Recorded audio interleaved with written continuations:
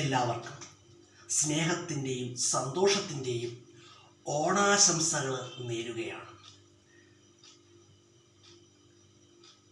നമ്മളുടെ ഏറ്റവും വലിയ ഗുരു ആരാണെന്നറിയാമോ? നമ്മളുടെ ഏറ്റവും വലിയ ഗുരു ആരാ? നിങ്ങളുടെ ഏറ്റവും വലിയ ഗുരു ആരാണ്? നിങ്ങളുടെ അല്ലെങ്കിൽ നമ്മളുടെ ഏറ്റവും വലിയ ഗുരു ആരാണെന്ന് ചോദിച്ചാൽ ആരാണ്? നമ്മളുടെ അനുഭവങ്ങളാണ്. നമ്മളുടെ അനുഭവങ്ങളാണ് നമ്മളുടെ ഏറ്റവും വലിയ ഗുരു.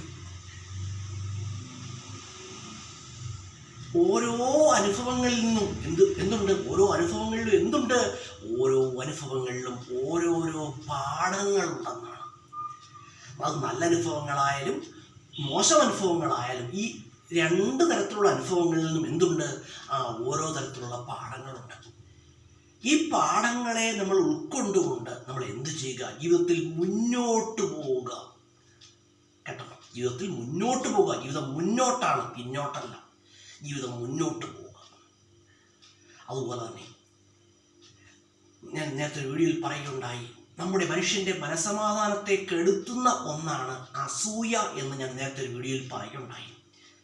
അത് 100% ശരിയാണ്. മനുഷ്യൻ്റെ മനസമാധാനത്തെ കെടുത്തുന്ന ഒന്നാണ് അസൂയ.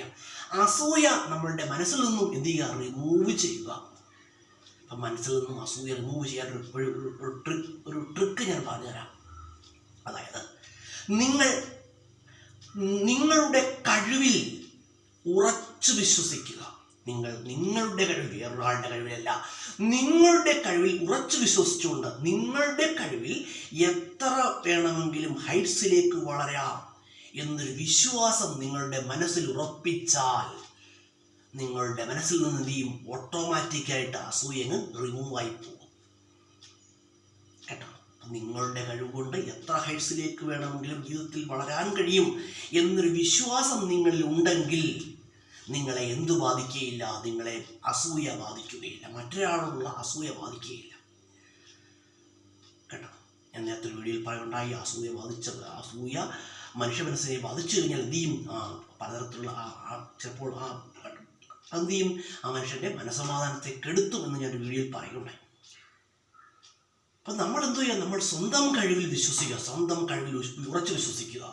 നമ്മളുടെ കഴിവ് കൊണ്ട് ജീവിതത്തിൽ വളരുവാൻ കഴിയും, അല്ലെങ്കിൽ ഒരുപാട് ഹൈറ്റ്സിലേക്ക് എത്തിച്ചേരാൻ കഴിയും, അല്ലെങ്കിൽ ഒരുപാട് നേട്ടങ്ങൾ നമ്മളുടെ കഴിവ് കൊണ്ട് ഉണ്ടാക്കാൻ കഴിയും എന്നൊരു വിശ്വാസം നമ്മളിൽ ഉണ്ടായാൽ നമ്മൾ ജീവിതത്തിൽ ഒരു 75% രക്ഷപ്പെട്ടുകയാണ്.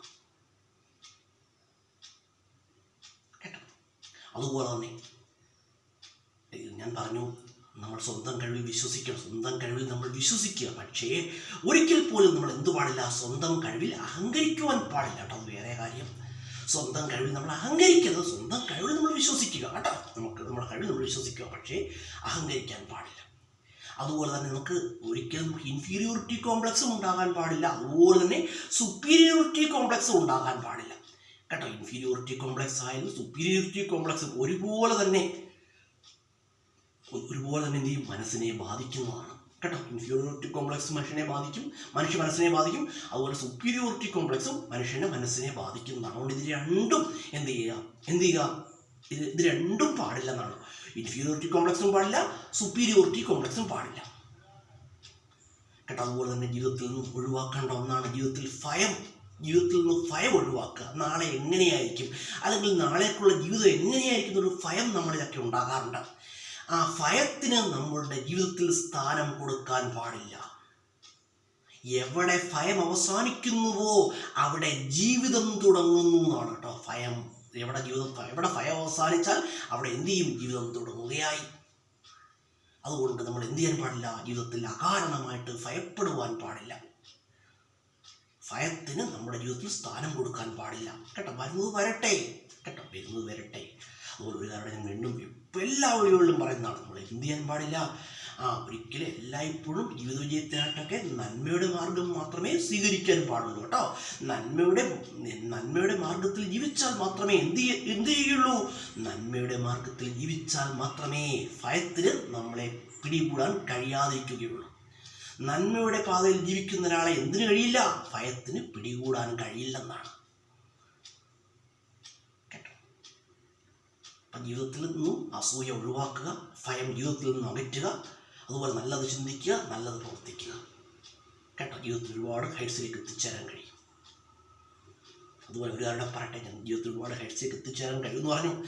അതിൻ്റെയൊക്കെ അടിസ്ഥാനം ഒന്നുകൂടിയുണ്ട്, നമ്മുടെ ഹാർഡ് വർക്ക്. ജീവിതത്തിൽ പരിശ്രമിക്കുക കേട്ടോ, നമ്മുടെ ജീവിതത്തിൽ പരിശ്രമിക്കുക. തീർച്ചയായും എന്ത് ചെയ്യാൻ പറ്റി കഴിയും? ആ ജീവിതത്തിൽ ഒരുപാട് നേട്ടങ്ങൾ കരസ്ഥമാക്കാൻ നിങ്ങൾക്ക് കഴിയും.